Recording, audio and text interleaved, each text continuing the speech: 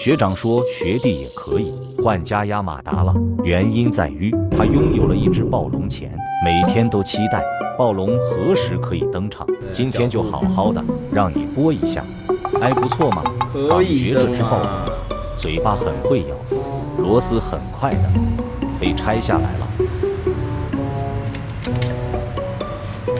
看样子学弟也可以换加马达了。好用啊，好用啊，好，拜拜。这实在太波了，反正好用就好。